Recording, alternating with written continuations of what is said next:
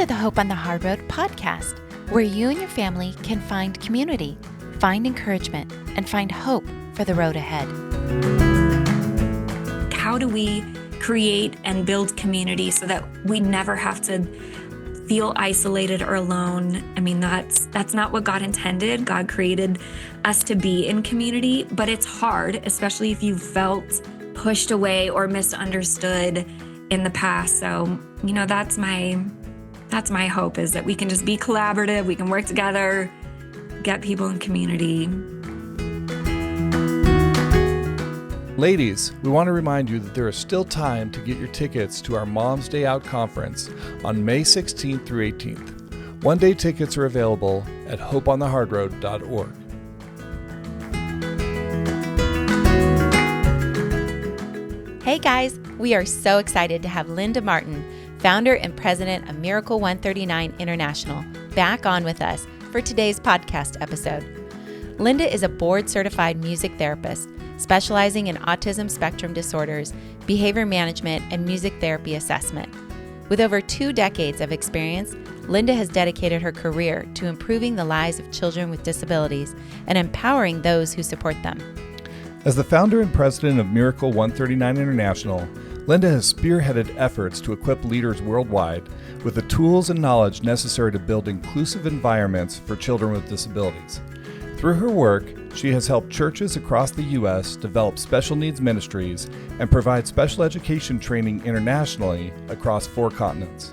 Linda is passionate about the power of collaboration and believes that disability inclusion is the key to creating compassionate communities and a lasting impact around the world. Let's listen in to today's conversation with our friend, Linda Martin. Well, hey, Linda, welcome back. We're so excited to have you on today. For those of you that don't know Linda, can you share a little bit about your history, where you've been with special needs? Perfect. Well, thank you so much for having me back. I am such a huge fan of Hope on the Hard Road and everything that you do. So it's an honor to be here. Thank you for inviting me. My name is Linda Martin, and I started off as a music therapist. Yes, I am still a music therapist. I'll always be a music therapist. I believe so much in what music can do to further growth in whatever fields of music therapy you're working in.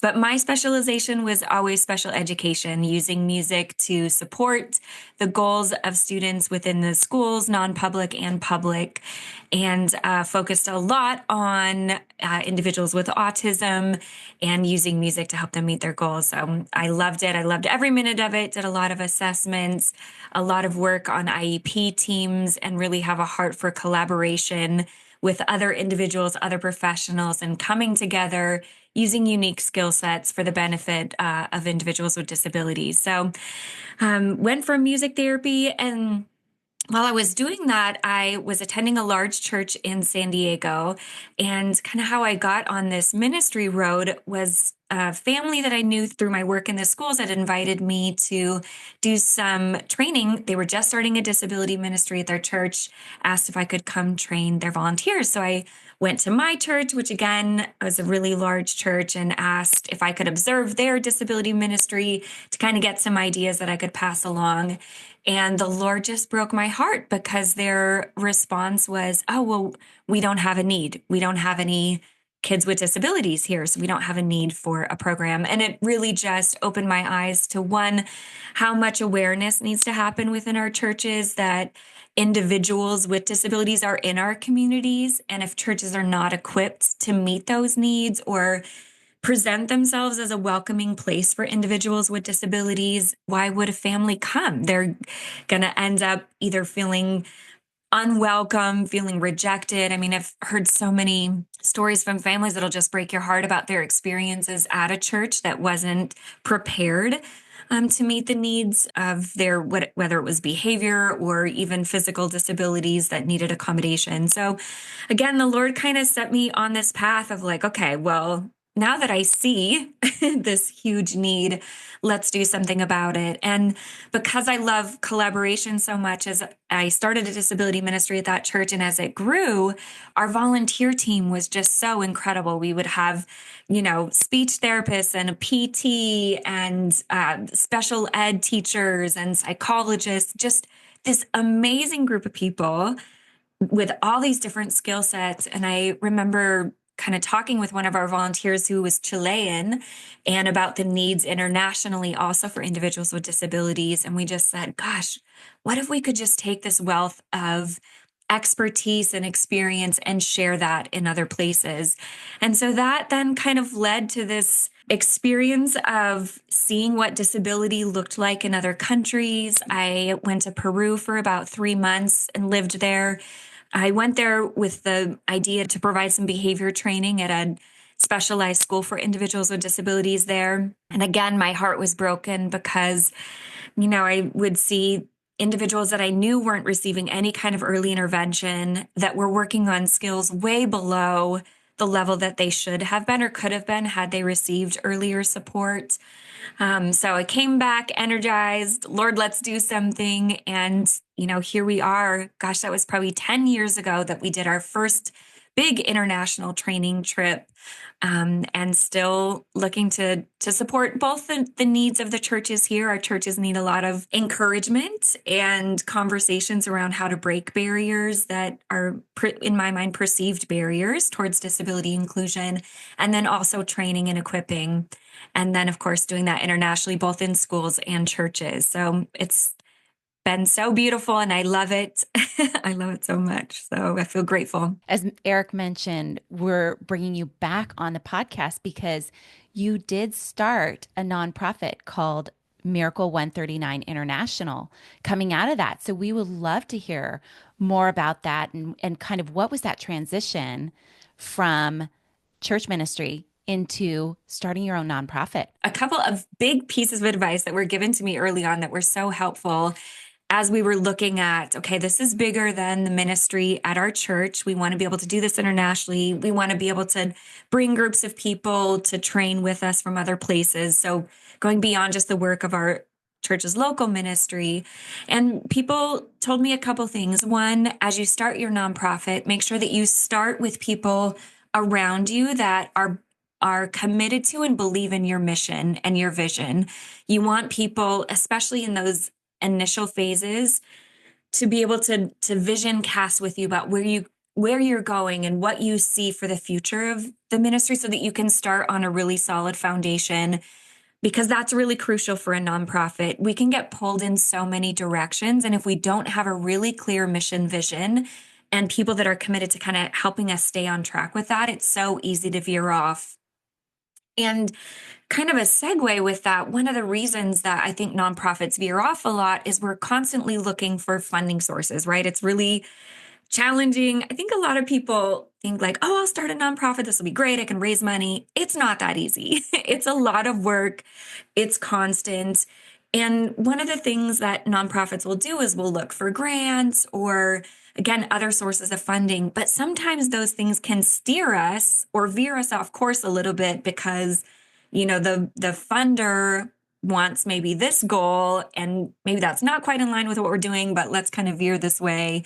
And you can quickly find yourself off course. Or a lot of people, wanting help, but maybe not exactly in line with your mission. So really establishing a clear mission vision, and then trying to really have a plan for how you're going to fund that nonprofit. And again, I thought a little bit about that doing church ministry because we, for example, we created a sensory room and we raised our own funds to be able to create the sensory room. But for the nonprofit, it's on a much bigger scale, right? You're having to sustain a business through what you bring in. So one wise person, I'm going to throw his name out there, Gijo, because he's been such a blessing to our ministry. But I remember he told me, try to think of ongoing revenue sources for your nonprofit that will help create sustainability, so that you don't feel like you're constantly having to just think about raising money, raising funds. And again, he made a great point. That is also how a lot of nonprofits lose their momentum, is the founders who are really passionate about the cause find themselves spending so much time raising money, which is most likely not their passion. So then you kind of lose steam and your nonprofit can get derailed that way too. So having a good mission vision, the people around you that believe in that, and then considering what are your funding sources going to be. And I think those were all things that helped me be able to then focus on the mission. And I think that's why I'm still so passionate about it now, is because we got off to a good start. We've considered some of those things, and not that it's easy, but I've really been able to focus on, our training trips and how are we going to continue to grow, who we're reaching out to, and the quality of training that we're giving them. So yeah, that was kind of the journey. And I know that's on the sort of the back end of the ministry, but really that's the nuts and bolts of running a nonprofit, aside from the mission. It's not just a simple thing. You really had a passion to going into this and saying, yes, I will step up and I will found a nonprofit, which is not a simple thing. We definitely get it. Mhm. Well, it's a great segue into actually what is the mission of Miracle 139, and I think another aspect of it too is when you have a nonprofit that's international, how is that different, and how does that play into the structure of what you're doing compared to maybe a domestic nonprofit? I think for us, in a tangible way, it probably impacts the most in terms of, again, sort of the funding piece of what types of grants and things do we qualify for. A lot of funding sources want to give to local communities. So being an international nonprofit, that does come into play. But, the beautiful thing about impacting people internationally is, especially as a Christian, I think there are a lot of people with a heart to go beyond our own walls and say, how can I serve the kingdom of God outside of my own, comforts here at home or here in my city or even here in my state. And so it's been really fun to find people with a heart to serve people in other countries, to be able to give them a taste of what that looks like tangibly. And for our mission specifically, which, to the first part of your question, our mission is to improve the lives of children with disabilities around the world through awareness, training, and support. And so because our nonprofit is really focused on special education and disability ministry training, our teams that we send are very united in that they have this experience or passion for individuals with disabilities. So, I think a lot of mission trips because I've been on mission trips before where you're house building or doing something like that, and they're amazing, but it's a much more kind of broad group of people, if that makes sense. And what's beautiful about Miracle 139 International is we're really bringing together people with a united passion and getting to use their unique skill sets, whether, again, it's on the school side or the church side, to provide training, to really encourage those that are working with individuals in other countries. So yeah, it's really beautiful. I think you guys will echo this too, but anytime you get to do something that you're passionate about professionally and then combine that with your heart for ministry, it's a really unique and special thing. So I feel very blessed. Every time I hear you tell the story, I just love it so much. I mean, my background's in physical therapy, so like that resonates with me that you have OTs and speech therapists and physical therapists and special ed teachers on board, and just the passion behind it. I mean, it's beautiful. It's just beautiful. And one of the reasons we wanted to have you back on is to give us an update. We want to know, like, what is the latest news with Miracle 139 International? What are you guys up to? COVID really, I think, gave us the opportunity to work on some higher level projects that when we were traveling a lot and sending teams 2-3 times a year, we were so busy with kind of getting the individual training prepared for each of those unique trips and getting our teams prepped and all of that, that some of our bigger visions for how do we grow this, kind of felt on the sidelines a little bit. So COVID actually, because we were kind of homebound for a little bit, gave us the opportunity to work on taking all this curriculum that our teams had put together over the years and put it into an online training platform. And our vision, at first was how can we create these almost summits where people from other countries, special education leaders and or disability ministry leaders could come together? And, our goal is never to, let's give you training and create this reliance on our organization to train you. We want to equip the leaders so that they become the experts there for their teachers, for their churches, for their communities. And these summits were an idea to gather the leaders, create community, help them network so that they can then kind of rely on and support each other with us to, of course, be there to support and encourage them along the way, but, really building those communities up. And because over COVID, we were able to really take this curriculum, get it online. Now they have a way that, we're still reaching out to the leaders, still equipping them, but then they can share this training platform with their teachers or with their church ministry volunteers to then, okay, go through this curriculum. We're going to discuss this point together. We're going to role play this together, but really kind of giving them easier access to resources and materials, especially in other languages. That is a huge, huge need. So it's been so fun to kind of get to see that realized. And we're just sort of in the phase now where we're rolling out the online training platform. So there's a mega church in Peru that I love what they're doing so much, but they are committed. This is amazing. This is a God thing because I don't know of any churches here in the US that are doing this.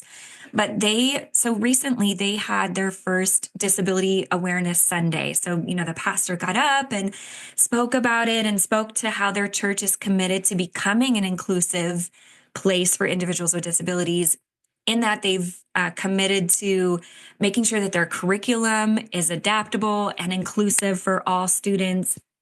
So good. And it's amazing. And So the coolest part for me, because this is my heart here in the US too, is that all volunteers, all children and youth volunteers at a church would be trained on how to be inclusive of individuals with unique learning needs, behavioral needs. It's a wide range, right? But if our entire team doesn't know how to adapt a lesson, doesn't know how to include multiple learning styles, doesn't know how to promote positive behavior in the classroom, we can never really be fully inclusive because then we're always relying on an individual to intervene a disability ministry person. So I'm going off on a tangent, but all that to say that the church in Peru is committed to sending all of their volunteers, which are about 400 of them, through our training platform to equip them to know how to better include individuals impacted by disability. And our training goes through everything from, looking at inclusive seating arrangements and how do you create an environment that's inclusive for unique learners, kind of getting away from that everybody sits in chairs and rows, because that's not how everybody learns. And how, again, learning styles, are you incorporating kinesthetic and visual and movement? Movement is huge in your classrooms. big. And then also, prompting levels. What does that look like? What does proximity look like to individuals with disabilities? And how can you promote independence by thinking purposefully about proximity, behavioral strategies, transitions, all the things? But finally, they are committed to saying, we want all of our volunteers to know about this, not just this disability ministry team. So I'm over the moon excited about it. I hope that so many more churches do the same. And, if we get to be a part of that, that would be amazing. But How did you get in inroads to be able to meet some of these needs for them to welcome you in and then take your expertise and your team's expertise and actually change the systems in an entire country? That is just mind-blowing. it started through networking, which, before we started, we were just talking about the beauty of networking in nonprofits. And, we are in this shared passion and how can we support and encourage each other? I love that so much.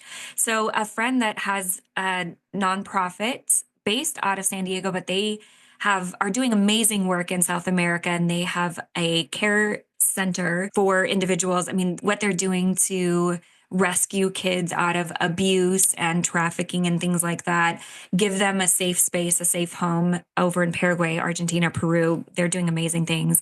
But because of his work in Paraguay, he knew someone in the education system there, a principal at a school. And when I first met him and told him about our mission to help, support inclusive education internationally, he said, "Hey, we're going on a trip in a month. Do you want to come with us?" And so myself and another team member went, and again, a God thing, we found ourselves in the office of the person that oversees special education inclusion. It was a new position for their entire education department at the federal level in Paraguay. And it really came down to a funding thing. So in order for their country to receive these large international grants, they had to show that they were building supports to become disability inclusive in the education setting. And they had nothing. There were no special education training programs in the entire country. No universities were training people on how to include individuals with disabilities or teach individuals with disabilities in the schools. So they were motivated because they needed the training in order to be able to show that their schools were making progress towards disability inclusion. And so, it was just God's perfect timing. My husband and I actually moved to Paraguay for on and off for a year, but we were there for a solid 3 months at first to just learn, meet people. We didn't want to come in and say, "This is what you do," and not have an understanding of the culture, of what the schools looked like, of what the needs were. And you can't go there and not leave with your heart affected. I mean, seeing that individuals with disabilities were not included in schools. If they were in schools at all, it was kids that either had really mild learning disabilities that could fly under the radar a little bit, but then would find themselves falling behind because they didn't have any accommodations or, unique modifications. Or there would be some specialized schools that were hit or miss if you could find them, if you could get into them. Even getting a medical diagnosis was really hard. I mean, parents there's no appointments. You'd have to wait in line at the crack of dawn and may not even get an appointment that day. And imagine bringing your child with disabilities at 4 or 5 in the morning to line up in the hopes of being able to see someone to possibly get a diagnosis, to then hopefully be able to get some services for them. I mean, it really is eye-opening. So yeah, the Lord gave us this opportunity to provide training. After my husband and I were there for a while, we came back and formed a really amazing team, put together this curriculum. It was way too much information, but this amazing curriculum that we spent 40 hours with them that week, just practicing, teaching, practicing, role playing, trying to encourage them. It was really, really fun. And then since then, I think we made maybe 4 additional trips back to Paraguay. Then we started projects in Peru. I can't count how many times I've been to Peru now, a lot. But just kind of continued to bloom from there. We actually did a little bit of work in China, which again is a God story because, China doesn't just let anyone come in, but through a connection who's a doctor and does medical work there, we were able to get connected with their Autism Society and provided some training at a university there, and also a project for some general education teachers. And that was really eye-opening because actually in China, it was a little further behind even than what we were seeing in South America, because most kids with disabilities are given up, given away, put in orphanages when they're young because of the child limit law there. So, individuals with disabilities really had no value there. And then as there was, you would start to see a push coming, and the general education teachers that we were working with, we did a pretty basic, in my opinion, presentation on positive reinforcement, but it was culturally so unique at the time for them that there was a lot of pushback. And I don't have time for this in my class. I have 70 students. I don't have time to reinforce. I need them to sit and listen and pay attention. And that was it. And it's, there's a lot that needs to happen in terms of awareness, mindset, if we're really going to create cultures of inclusion. So it's step by step, but we're committed to doing what we can and helping when they're ready. You with Miracle 139 International have recently done some other trips. You've just recently had some travels abroad, and we would love to hear some of the individual stories of what's going on, what's been happening. How has it touched individual lives that you've seen? When we were in Paraguay, the group of trainers, I think we had between 75 and 80 trainers there. That one was pretty large because, again, we're the people kind of overseeing education in the different regions of the country. But there was, our team would agree, there was a woman there that didn't seem really excited about the prospect of inclusion. She kind of seemed tuned out a little bit. I hate to use the word grumpy, but just the affect was like, okay, I don't really get the feeling like she really wants to be here. This is probably a requirement for her.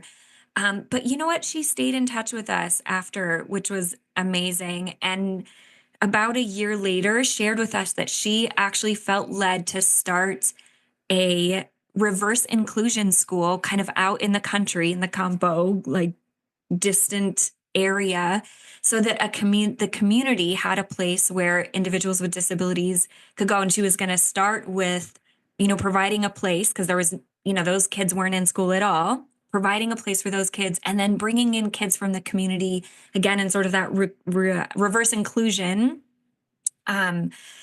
method. And, the fact that she kind of went from like, okay, I don't know about this, to then feeling led to create a whole new school in an area where there was nothing is just like, oh, wow, Lord, you can do so much with one person.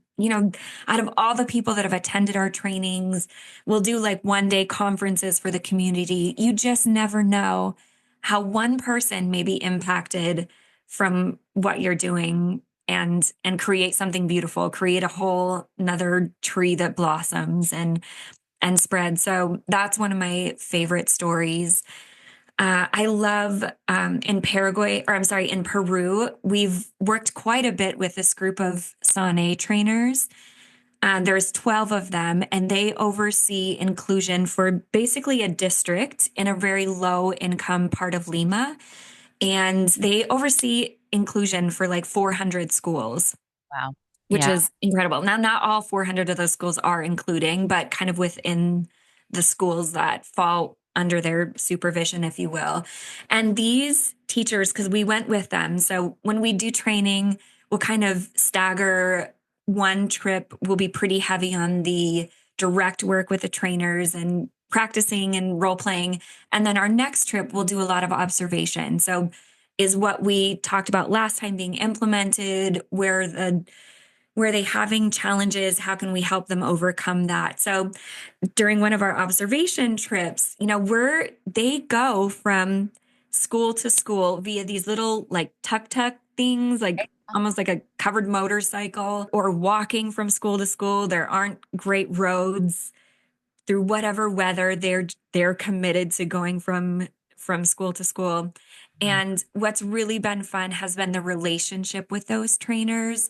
And, they'll WhatsApp me pictures of, some of the kids that they're working with. They'll WhatsApp me like, oh, look, we made a schedule for this student, and they'll send me a picture of that. And that to me is super meaningful. The relationships that we're building, their excitement to show the progress that's being made, and our heart to be excited with them for that progress that's happening. One more story I want to share that just came to mind. So we are technically a religious nonprofit. Our mission is based on Psalm 139, which says, "Body and soul, I'm marvelously made." But because we're going into schools and working, we don't come preaching the word. And when we talk with the educators, we are groups of education specialists, of therapists, and we're coming to provide special education training. And then when people ask us what our name means, and when we have those conversations during the breaks and share who we are and share why we do what we do, that's when we get to share the love of Christ. And so I think this was in Paraguay. One of the days, I think it actually was a Friday morning, our last kind of day of our 5-day training. We always do some movement to wake everybody up in the morning, and just did an initial, like, what did you think about yesterday? Got some feedback. And one of the people raised their hands, and they had brought their Bible and got up and said, I want to share something. And in front of all of her, 75 colleagues, got up and read from Psalm 139 to everyone. And that was so beautiful to me, because we aren't going to preach the word, but it's our actions and those conversations, the relationships that show who we are and why we do what we do. And the fact that then she got up and did the preaching for us was pretty amazing. So that's a favorite story too. The one you probably thought the least is going to be impacted ends up being the most impactful. And that's just a testament of, first off, your faithfulness, and then God working in the heart. And you just don't know what's going on there. You might be reading something and they just might be wrestling, but can I actually do this? Can I work with this? And, these stories are really the inspiration. It's so fascinating, so exciting to hear what's happening in the impact. What have you learned that the church here needs to hear? What really is inclusion? Does inclusion just mean, oh, they're welcome in the door if you have a buddy for them? Yeah. That to me is not inclusion. Inclusion means we're thinking about everyone and how can they access the gospel in the church setting specifically. How is every child accessing the gospel? And it shouldn't even be a question of, well, I don't think that this child can be here because of this, or, well, this is too difficult, so they can't. No, every child, we want to teach them about the love of Jesus. But we need to do that in a way where they can access it, where they can remember it, where they can get excited about the gospel. And, our classrooms now are so diverse. It's not just this student with a disability and this student with a diagnosis. We have so many kids with unidentified attention difficulties, sensory issues. There's a lot happening in our classrooms. And those kids that can kind of skate by, but aren't actually learning or retaining anything because we're not doing a good job of really teaching to a variety of learners, that's really sad to me. And I think that when we talk about inclusion, when I first started, it was disability ministry, right? Like, oh, does your church have a disability ministry? And here's this team. And that it was great. And I think it still is great. And I think that there is value to having this team that's uniquely trained to support the more difficult behavioral challenges, to have those conversations that need to happen between, parents and volunteers, people that understand that. But I think we can't just stay stuck within, oh, we have a disability ministry. Oh, yeah, that student needs a buddy, so call the disability ministry. No, it's on all of us in children's ministry, in youth ministry. That's my passion. I mean, the church as a whole also. But, to say, what do I know about inclusion? What do I know about unique learning needs? What do I know about supporting attention, supporting sensory? And I have a whole soapbox about our sensory rooms because I think they've become a playground or a holding spot for kids with difficult behaviors. And I love sensory rooms. I think that they have a place, but we kind of get into these boxes, I think, as a church in the US. And my hope and prayer is that we're moving away from this disability ministry box. Here's the team that's going to help you to, no, this is something that we all have the opportunity to get involved in, and we want to do it well. And, our heart at Miracle 139 is to say, we have all the training materials. We want you to use them. So now it's just the heart to the heart to make this something that everybody has the opportunity to do and not just a unique few individuals. So that's kind of my passion. That's where Miracle 139 is headed. That's sort of the message that we're trying to spread, is this is something for all of us to get excited about. You guys have developed some resources. You've developed some things that pastors and churches can reach out for. What do those look like?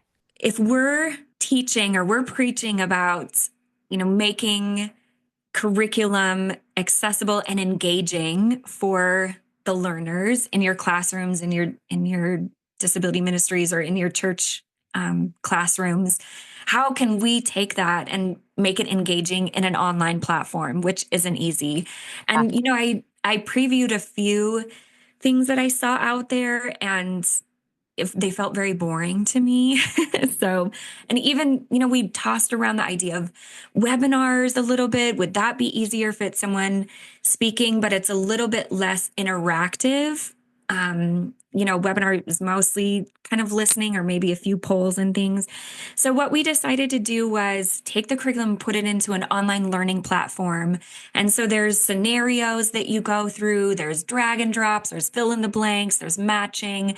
It really was designed to, give information, but have the learner be actively involved as they're engaging in the content. So, as much as is possible in an online learning platform, that's what we have tried to do. And again, we have modules all the way from starting a disability ministry. What does that look like in terms of, how do you structure that within your church? What does inclusion look like within your church? And, I want to preface this to say, I think also a lot of people think of inclusion as only peer buddies. I think inclusion means whatever needs you have, the church is addressing that. And so I still believe there's a amazing space that is more specialized for individuals that need a little bit more one-to-one, need a higher level of movement, changing between activities, engagement in the lesson. So I love specialized classrooms also. I just want to throw that in there because I'm not just solely inclusion. But again, the training modules are really designed to kind of help churches that are just starting kind of think through, what do we want this to look like at our church? And then, of course, modules that are going through all of the levels of how are we teaching? How are we communicating the gospel? What does the Bible say about disability? How do we handle difficult behaviors? What does positive reinforcement look like? How do we understand behavior in order to then figure out a replacement behavior? And then how do we continue to promote positive behavior in the classroom as a whole? I remember going in to support a church, and I was observing this student, and they had the best heart to include young people as the buddies.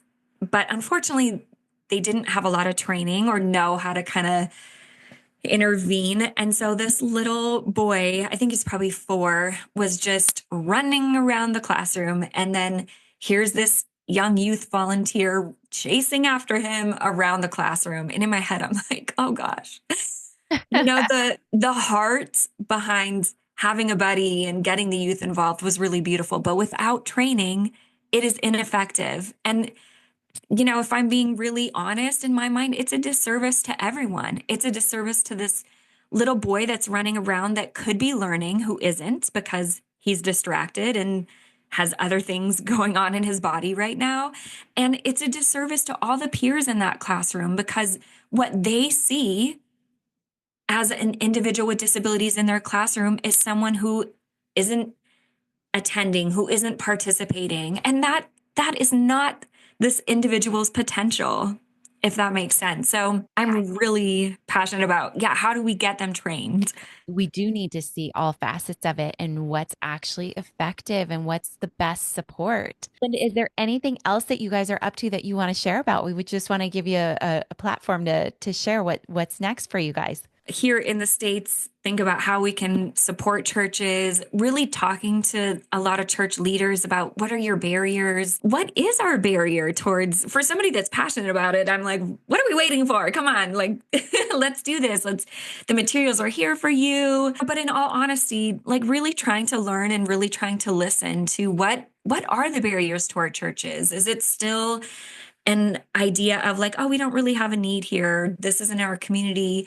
One thing I've heard a lot along the way is, well, we're nervous to open the door and then it's going to get too big and we're not going to be able to support it. And I think now we have the training resources. We really just want to continue to hear what are the barriers and how can we continue to support that so that we can wipe those away and families with disabilities are just as likely to be in church as neurotypical. I mean, that would be the dream, but that's not the case right now. Our families with disabilities are not as connected to church communities. Those are the conversations that we want to continue hearing, even from the families. What are those pieces that if a church had this, that would let us know, okay, the door is open for us. And, we talk to churches about like, does your website mention anything about being disability inclusion friendly? And is there somebody that they can reach out to with questions or concerns in advance of attending? I think that's one step. But again, kind of hearing from both sides, what do we need in order to make this a reality? And then on the international side, we have some great connections in Vietnam right now that I'm really excited to explore there because a lot of their cultural mindset is similar to what we were seeing in China. So even attitudes on positive behavior intervention, what does that look like? So I'm excited to kind of get the ball rolling over there and it hopefully kind of open more doors to some of those more difficult conversations and really pushing past a lot of those barriers and hopefully creating change. So, and then of course, continuing what's going on in Peru. We have a really cool partnership that's budding with Compassion International where, Compassion International, they have some new initiatives, and one of those is disability inclusion. So for so long, Compassion International, we mostly thought of them as a sponsorship organization. They do a lot of sponsorship of individuals, and families can sponsor a child and provide care, which is great. But as we started having a conversation with Compassion, my question to them was, oh, well, how many students with disabilities, how many kids with disabilities are in those number of kids that you're sponsoring? And there wasn't really an answer. And, part of that conversation goes back to Compassion finds the kids that they support through through their partner churches. And if the churches don't realize that those families are in their community, there's not even going to be an awareness to say, hey, this family needs support. This family needs sponsorship. So really trying to build that again by doing some training, doing some awareness. We have some cool projects coming up with creating cohorts in some of the different regions. So we're talking about in Peru, working with Compassion to kind of bring in pastors from these different regions and creating a space where we can network those pastors, create cohorts so that the conversation continues, creating mentorship opportunities for our partner church there to be mentors for these other churches that are interested in having the conversation and grow disability ministry. So yeah, really just trying to see where God opens the doors for growth and support in any way we can. What is one thing you'd like our listeners to hear to bring hope for the road ahead? Maybe my theme for today is community and collaboration. I don't think that any of us were designed to do this on our own. I think that's really the beauty of Hope on the Hard Road is you create this safe space for individuals that get each other and get the struggles and get the challenges and get the times where it's so beautiful, and being able to share, in my low moments with someone that can give me hope because they're going through the other end of it. I think that's what we all need, but in the disability community specifically, I mean, we can't do this alone. And if you feel isolated, if you feel that you don't have somebody that you can go to or somebody that understands you. One thing I hear a lot from families here and internationally is, just I don't have anyone that we can do play dates with. I mean, if you feel like you don't have anyone to do play dates with, that's what I think our organizations are here for. Let's connect with a church where you can meet families. Let's connect at a family weekend date night, at the fathers groups. Like, how do we create and build community so that we never have to feel isolated or alone? I mean, that's not what God intended. God created us to be in community, but it's hard, especially if you felt pushed away or misunderstood in the past. So, that's my hope, is that we can just be collaborative, we can work together, get people in community. That's so exciting. And there's just such a, God is doing such a big thing Such inspiring throughout. stories. Absolutely. So we are so happy you came on. Thank you. We're so happy you came back and shared more of what you guys are up to. And pastors and churches, please reach out. I mean, these are incredible resources. So we just want to say that. And thanks, Linda, for coming on. Thank you so much. It's such a joy to see you both again. And I'm excited for what God's going to continue to do with our organizations and working together.